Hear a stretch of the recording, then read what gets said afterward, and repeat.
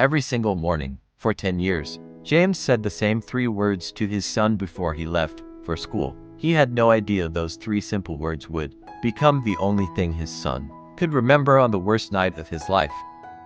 This isn't a story about luck. It's a story about what happens when love becomes a habit, and why the smallest things we repeat end up mattering the most. By the end of this story, you might start saying something to the people you love every single day, because you never know which day will be the one that counts. Let's go back to where it started, 10 years ago. James Carter was 34 years old, working double shifts at a warehouse in a quiet town in the Midwest, raising his 8-year-old son Liam alone after his wife passed from cancer 2 years earlier. James wasn't a man of many words. He wasn't the kind of father who gave long speeches or wrote in journals. He was tired most days, the kind of tired that lives in your bones after grief and exhaustion move in together.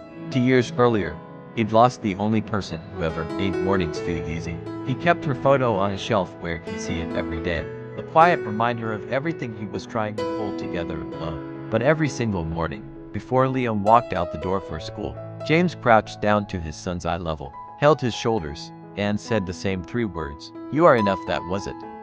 No explanation, no lecture, just those 3 words every morning, rain or shine, good day or bad.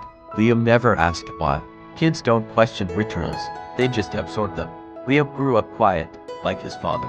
He wasn't the loudest kid in class, wasn't the best athlete, wasn't at the top of his grade. He was just there, unremarkable. Some teachers might have said, by the time he reached high school, something started to shift. Liam began comparing himself to everyone around him. His friend Ryan made varsity basketball. His cousin got into an Ivy League school on a full scholarship.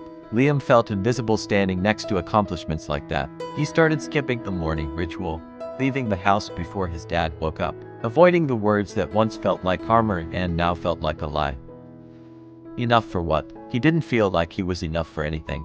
Have you ever felt like everyone around you was moving forward while you stood still? James noticed the distance growing. He tried talking to Liam, but the boy shut down every conversation with a shrug and a closed bedroom door. James didn't push. He just kept saying the words, sometimes to an empty hallway, sometimes to his son's back as he left without turning around.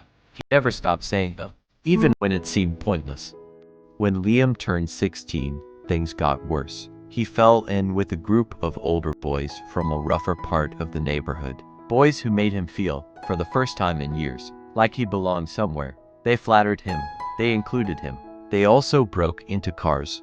James found out 3 weeks in, when a police officer knocked on their door asking questions about a stolen vehicle 2 blocks away. Liam wasn't arrested. He'd been in the car, not driving, and there wasn't enough evidence. But James saw the direction his son was heading, and it terrified him more than anything since his wife's funeral. That night, James didn't yell. He didn't ground him. He sat on the edge of Liam's bed in silence for a long time before speaking. "I know I only say 3 words," he said, "but I need you to understand something. I don't say them because I think you're perfect. I say them because I need you to hear at least once a day that your worth isn't up for debate, not from me, not from your friends, not from a report card." Liam stared at the floor and said nothing. But he didn't skip the ritual again after that night. Still, the pull of those older boys didn't disappear. 3 months later, Liam got a call at 11 p.m. His friend Ryan, the one who'd made varsity, had been in a car with 2 of those same boys. There'd been a robbery attempt. Someone had a gun. Ryan had been shot in the shoulder trying to run. Liam had been invited to be in that car. He'd said no only because he had a chemistry test the next morning. Liam sat in the hospital waiting room with Ryan's father, shaking. Unable to process how close he'd come to being in that seat. Ryan survived, but the surgery to remove the bullet left him with permanent nerve damage in his arm. That night, driving home at 2 a.m. with his father, who'd come to pick him up without asking a single question, Liam finally broke down. He told James everything. The stolen car, the pressure to belong, the chemistry test that might have saved his life by accident. James didn't lecture him, he just kept driving. And when they pulled into the driveway, he turned off the engine and said, "You are enough." Liam started crying harder. "How do you know that? You don't know what almost happened tonight. You don't know who I almost became." James turned to face him fully for the first time. "I don't say those words because of who you become," he said. "I say them because of who you already are. That's never been in question, not once, not for 10 years. Something in Liam broke open that night.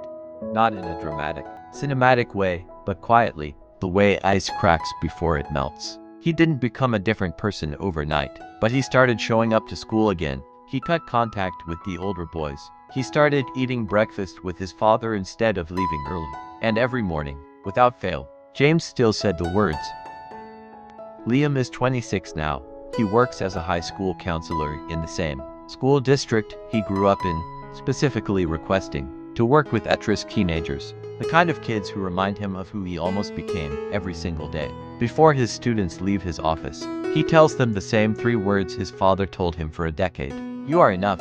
Some of them roll their eyes. Some of them don't respond at all. But Liam keeps saying it because he knows something those kids don't know yet, that words, repeated with consistency, don't need to be dramatic to matter. They just need to be there, every day, waiting for the moment someone is finally ready to hear them.